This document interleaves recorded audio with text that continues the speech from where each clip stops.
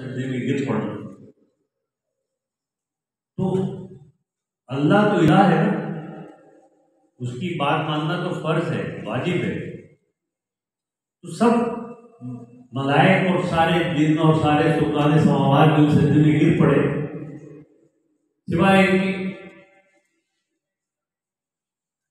نتیجہ کیا ہوا کہ یہ حسین کا آغاز وہیں سے ہو گیا. نام اس کا آپ غور رکھیں، اسلام کا آغاز وہیں سے ہو گیا. اس سے پہلے تو نام و نشان بھی تھا. تو اس سے پہلے تو سب اللہ کو ماننے والے تھے، سب سجدہ کرنے والے تھے، عبادت کرنے والے تھے. یہ پہلا موقع تھا جبکہ اللہ کے حکم کی نافرمانی کی گئی، جتنا ہم کو معلوم. اچھا، اس کے بعد واقعات ہوتے گئے. آپ اپنی بکراتیت کر کے جو چاہیں اس میں جوڑ دیں، لیکن حابیل اور قابیل کا واقعہ ہے. اس کے بعد اور واقعات ہے، حضرت نوح کا واقعہ ہے کہ چند لوگ کشتی میں سوار تھے. جو کشتی میں سوار نہیں ہوئے وہ سب ڈوب گئے، لیکن وہ انٹینشنلی دعوت کے باوجود، سمجھانے کے باوجود کشتی میں سوار کی. یہ ایک بہت بڑی علامت ہے، ایک بہت بڑا اشارہ ہے. قرآن کے جو سب سے زیادہ دیے ہوئے احکامات ہیں ان میں غور و فکر کرنا، تدبر کرنا چاہتے ہیں. اگر فرض کریں کہ لفظ مطلب کسی چیز کو سمجھ لیا جائے 2+2=4، تو غور و فکر کی کیا ضرورت ہے؟ غور و فکر تو اس وقت کی جاتی ہے جب آپ کو نتائج اخذ کرنے ہو. تو کشتی، حضرت نوح کی کشتی جو ہے وہ کوئی عام کشتی نہیں تھی، وہ ابھی بھی موجود ہے. آپ اس کشتی میں سوار ہو جائیں یا نہ ہو، آپ کے اوپر اپنے اوپر. حضرت ابراہیم کا واقعہ اٹھا. نمرود کیا کہہ رہا تھا؟ نمرود تو یہ کہتا تھا کہ میں الہ مجھے مانتا ہوں. اور امام حسین نے کیا تھا؟ انہوں نے کہا کہ مجھ جیسا جس جیسی کی بیعت نہیں کر سکتے. حضرت ابراہیم نے کہا کہ ہم تو نہیں کریں گے. تو اس نے کہا آگ میں پھینک دی. حضرت ابراہیم نے نمرود کو آگ میں نہیں پھینکا، نمرود نے حضرت ابراہیم کو آگ میں پھینکا تھا. اپنے نہیں آگ ٹھنڈی کر کے اللہ نے وہ غلط بات، لیکن پھینکا تھا نمرود نے. حضرت موسیٰ کا واقعہ اٹھا لیا. فرعون کا ذکر دیکھیں آپ، وہ کیا کہہ رہا تھا؟ وہ کہتا مجھے الہ مان. اور امام حسین نے کیا کہا تھا کہ مجھ جیسا، یزید جیسے. یعنی فرعون جو تھا وہ یزید جیسا تھا، اور حضرت موسیٰ جو تھے امام حسین جیسے. انہوں نے یہ نہیں کہا میرے بعد آنے والے، بعد آنے والے، پہلے آنے والے جو کچھ ایسے ہیں وہ یزید جیسے کی بیعت نہیں کر سکتے. تو جس نے اپنے وقت کے یزید کی بیعت نہیں کی وہ امام حسین. اچھا، میں ایک اور بات آپ کو بتاؤں کہ ہر بات کو دیکھنے کے ایک سے زیادہ طریقے ہو. بس آپ وہ والا آرگینر مت نکال دیجیے گا اپنی بات میں سے جس کے بعد سیل ڈیتھ ہو جاتی ہے. اب آپ نے ہمارے پاس 3 مختلف مسلکوں کے ہمارے پاس علماء حضرات آئے، انہوں نے آپ کو کربلا اپنے اپنے انداز میں سمجھائی. انہوں نے اپنے انداز سے سمجھائی، اپنے زاویہ نظر سے سمجھائی، اپنے مسلک کے اعتبار سے سمجھائی، اپنی سمجھ کے اعتبار سے سمجھائی. ضروری نہیں ہے کہ اس میں غلط ہو اور دوسرا صحیح ہو، ضروری نہیں ہے. مثال کے میں آپ کو مثال دیتا ہوں کہ 2 مختلف باتیں. مثال کے طور پہ جب مولانا محمد کی جوہر نے وہ شعر لکھا کہ قتل حسین اصل میں مرگ یزید ہے، اسلام زندہ ہوتا ہے ہر کربلا کی بات. تو کچھ ایسے تشریح دار تو یہ بات بھول گئے. انہوں نے کہا یار کربلا تو ایک کربلا ہے، ہر کربلا بھول ہوگی، ختم ہوگی بات کربلا. تو انہوں نے کہا اس کو یوں کرنا چاہیے کہ اسلام زندہ ہو گیا بس کربلا کی بات. لیکن مولانا محمد کی جوہر نے یہ دوسرے انداز میں کیا. اچھا، یہ بھی صحیح ہے کہ کربلا جو ہے اس جیسا تو کوئی واقعہ وہی، یہ بات صحیح ہے. مگر یہ بھی صحیح ہے کہ جب کوئی بہت بڑا واقعہ ہو جائے تو اس ڈائریکشن میں والے تمام واقعات کو اسی کے حوالے سے یاد کیا جاتا ہے۔ اب آپ یہ دیکھیے جو لکھا ہوا ہے کل یوم عاشورا کل ارض کربلا، اس کے لحاظ سے تو محمد میڈیکل کالج بھی کربلا ہے۔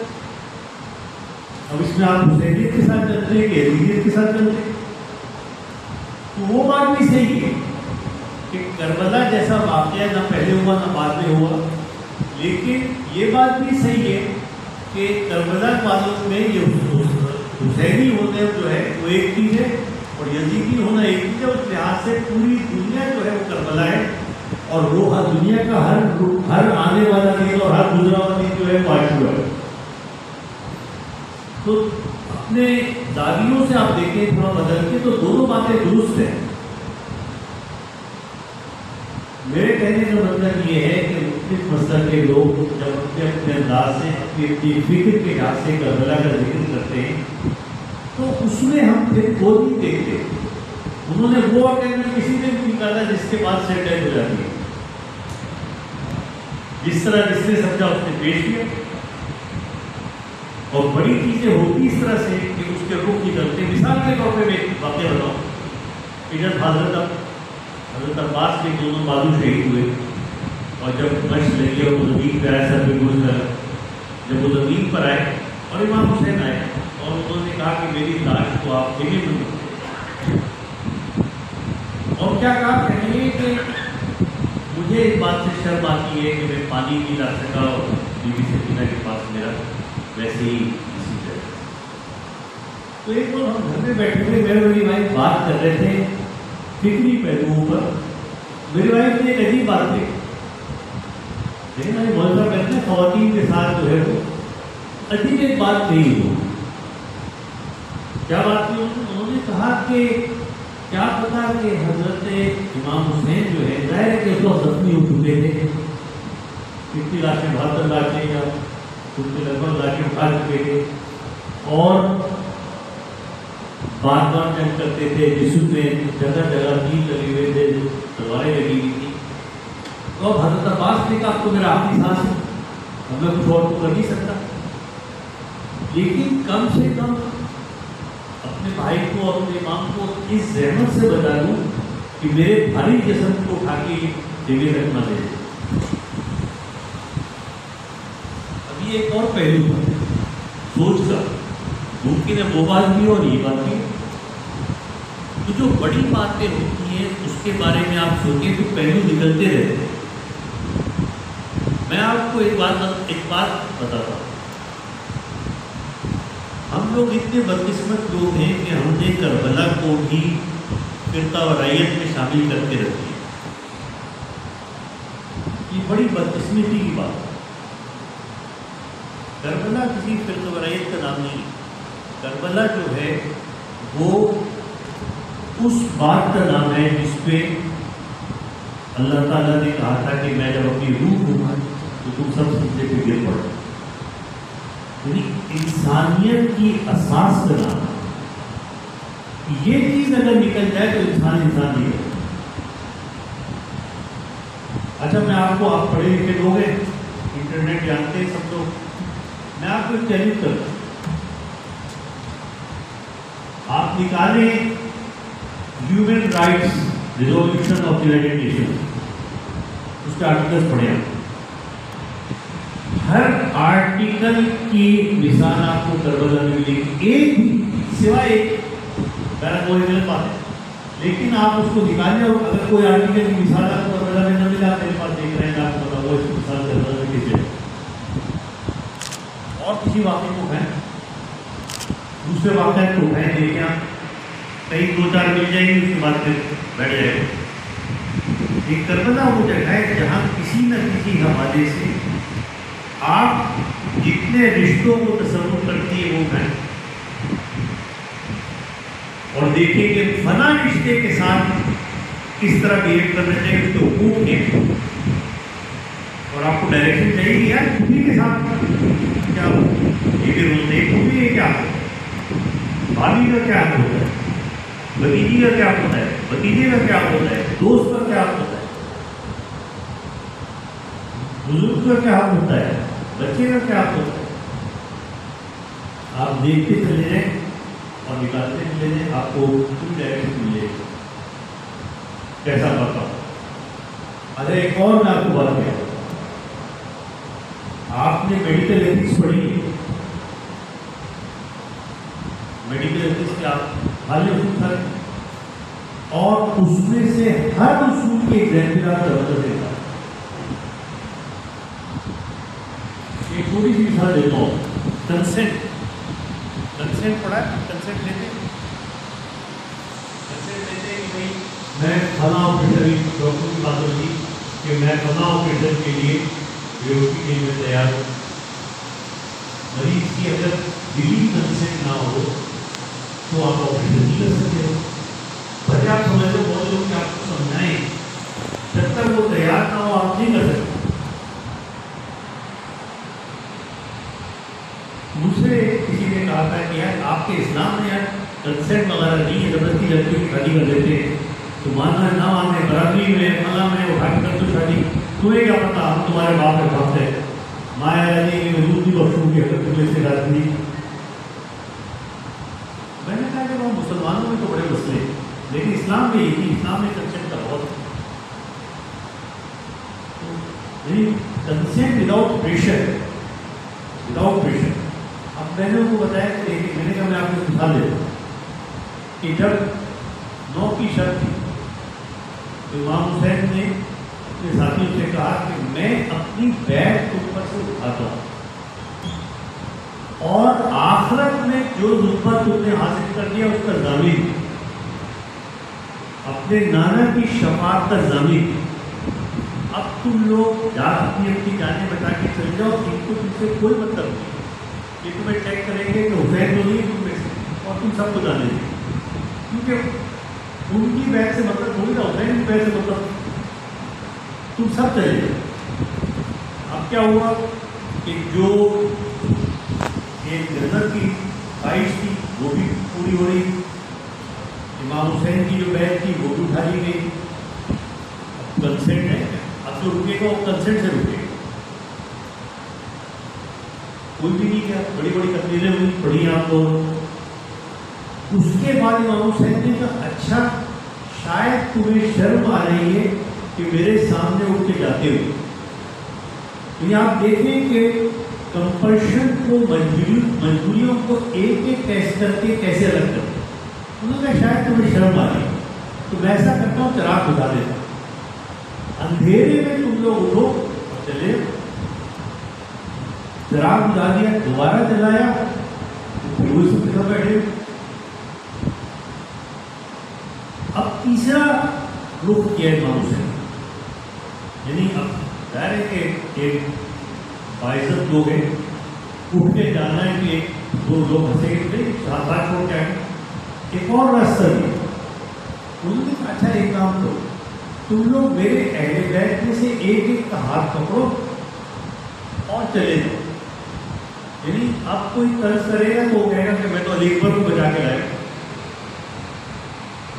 وہ کہے گا میں تو عباس کو بچا کے لایا، وہ کہے گا میں قاسم کو بچا کے لایا۔ یعنی اب تو وہ بات بھی ختم ہو گئی کہ طنز کرے گا تو، لیکن وہ جو تھے یہ یاد ہے کہ حدیث میں بھولا ہوا ایک بد یاد آ رہا ہے مسیح کا، وہ عاشق صادق تھے، عاشق صادق تھے، وہ تھے مومن کامل۔ اور دوسرا مسئلہ آپ سن کے سمجھے سو کہ بخشی تھی انہیں خالق نے تمیز حق و باطل، کیا ہوش تھی، کیا ہوش تھا، کیا فہم تھی، کیا عقل تھی، کیا دل، کیا حسن سے طے کر گئے وہ عشق کی منزل۔ محراب عبادت، جو مسجدوں کا محراب ہوتا ہے، محراب عبادت ہمیں شمشیر کو سمجھے، زیادہ یہ رستہ، زیادہ وہ مسافر دم شمشیر کو سمجھے، دموں کی دھار، وہ دھار جو ہے ہماری ہوئی ہے۔ تو وہ لوگ تھے، انہوں نے پھر جو تقریریں کی اگر آپ کو پڑھیں تو پھر آپ کو سمجھ آیا کہ ان لوگوں کی معرفت کا معرفت الہی اور معرفت محمدی کس لیے ملتی. لہٰذا میں نے جب ان کو یہ بتایا کہ کنسرٹ کے لیے اس میں بتایا کہ یہ تو بھی حیران ہو گیا. میں نے کہا یار تو نہیں آپ نے اس میں اور لوگ بولیے میں نے بتایا نہیں کھولا اس سے کھولا میں سے بیان کر. تو جتنے بھی آپ کو میڈیکل ایتھکس کے پرنسپلس ملے آپ دیکھیے کربلا میں اس کی کئی کئی مثالیں ملیں. یہ اتنا بڑا سرمایہ ہمارے پاس موجود ہے چیزوں کو سمجھتے ہیں. آپ اٹھائیں اور جنرل اسکل اٹھائیں آپ اٹھائیں ایلٹروئزم آپ اٹھائیں ایمپیتھی جو کہ میڈیکل میں ابھی فرسٹ سیکنڈ ایئر کے بچے بیٹھے ہیں جو لمس کے جو ماڈیولر کورس کے اندر اس میں کلاسیں آپ کو تمام انجینئرنگ معاملے. تو یہ ایک ایسا واقعہ ہے جو پوری انسانیت کو اپنے اندر سمیٹنے کے لیے تیار ہے. اور میرا یہ اب داخل خیال ہے ہو سکتا ہے کہ لوگ یقین نہ کریں میں لیکن اللہ میں نے کہا سوچو تو ہم سوچتے جب حضرت ابراہیم کہتے ہیں کہ بالکل پیدا کیسے کریں. حضرت ابراہیم مطلب اللہ کے سامنے دیکھا ہے بڑی جسارت ہے. اللہ نے پوچھا بھی کہ تمہیں یقین نہیں ہے. تم نے کہا یقین تو ہے میں چاہتا ہوں تجھے بے قرار کو قرار ہے.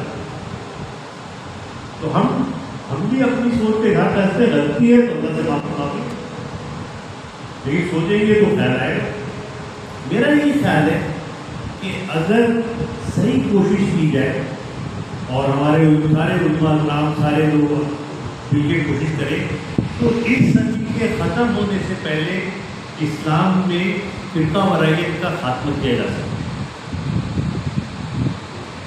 اور اس میں بڑی رہنمائی جو ہے وہ کربلا کے واقعات سے.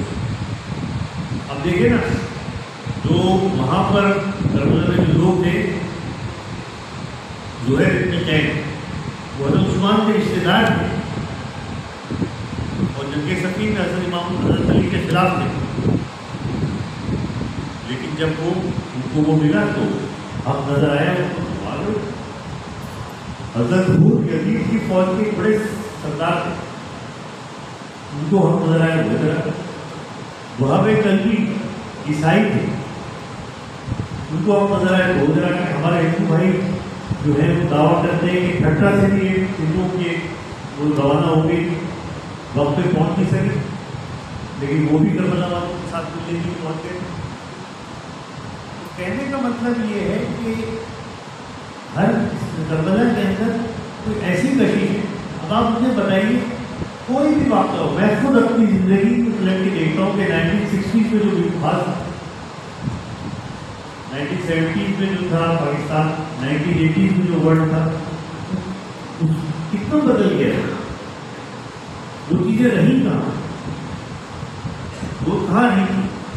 بڑے بڑے واقعات میں لیکن 1400 سال گزر گئے اور کربلا کا واقعہ جو دنیا ماڈرن ہوتی جا رہی ہے دنیا کے اندر جو ہے وہ بے شرطی بے حیائی بڑھتی جا رہی ہے. دنیا کے اندر جو ہے وہ طرح طرح کے پرابلمس آتے چلے جا رہے ہیں. جیسے کہ موبائل کی صورت میں جو ہے وہ جس چیز سے آپ بچوں کو روکتے ہیں وہ بھی بیٹھوں میں پہنچ گئی. مگر کوئی ایسی چیز تو ضرور ہے کہ اس واقعے کا ذکر اور اس واقعے سے انسان کی جڑے رہنا جو ہے وہ بڑھتا جا رہا ہے. میں یہ خود دیکھتا ہوں اپنی آنکھوں سے دیکھتا ہوں دنیا کا سفر کر کے ایسے ایسے شہروں پہ جہاں پہ نام و نشان نہیں تھا اب وہاں پر لوگ بیٹھ کے ذکر کرتے. انگریز ہوں گے کالے ہوں گے ایشین ہوں گے چائنیز ہوں گے بیٹھے ہوئے کرنے والے اور پوچھتے ہیں ان کو بتا رہے بھائی کہتے تھے یار بتائیں ہمیں اس کے بارے میں بتائیں. یہ بات سمجھ میں نہیں آئی. کوئی تو بات ہے نا ایسی کوئی بات ایسی یہ معجزہ ہے اس لیے کہ حکومتیں اور حکمران اور ظلم تو ہمیشہ خلاف کا کرتا ہے. ہمیشہ ظالموں نے اور حکمرانوں نے کوشش کی کہ بھائی یہ اس معاملے کو دبایا جائے. نام و نشان کا کتنی کربلا کی جو اس کو کھا دیا. تو پھر یہ چیز کون سی یہ اس میں صرف ایک بات ہوتی ہے یہ کہ یہ اللہ تعالیٰ کی نظر ہے کہ یہ ذکر باقی ہے، اور کوئی وجہ ہو نہیں سکتی۔ عقل قاصر ہے اس بات کو سمجھنے سے کہ کوئی اس واقعے کو اس لیے کہ نہ ابراہیم کا واقعہ کبھی ختم ہو سکتا ہے، نہ حضرت موسیٰ کا ختم ہو سکتا ہے، نہ حضرت عیسیٰ کا ختم ہو سکتا ہے، نہ محمد مصطفیٰ کا ختم ہو سکتا ہے، نہ امام حسین کا ختم۔ اس لیے کہ تو میں نے پھر لکھا ہے بھی حال ہی میں کہ بہت قلیل ہے لشکر تیرا یزید کہ اب بہت قلیل ہے لشکر تیرا یزید کیا محض حسین نہیں سامنے خدا بھی۔ تو حسین کی جگہ تو آپ کاٹ سکتے، خدا کا آپ کیا کریں گے؟ اگر وہ مقابلے میں آ کے کھڑا ہو جائے تو آپ اس سے کیسے آگے ہو؟ تو یہ جو اور یہ ایک اور پھر سمجھے کہ کروڑوں آنکھ ہزاروں برس نہیں روتی،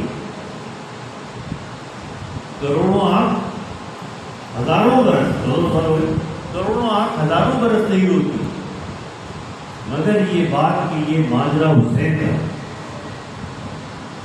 تو لہٰذا انشاءاللہ تعالیٰ اچھا ایک اور آپ کی غلط فہمی دور کرو،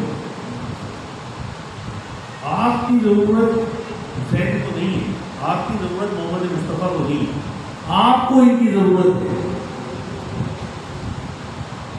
لہذا جس حد تک ہو سکے اپنی عقل استعمال کریں، اپنا شعور استعمال کریں، اور اپنے آپ کو، دنیا کو، زندگی کو، کائنات کو،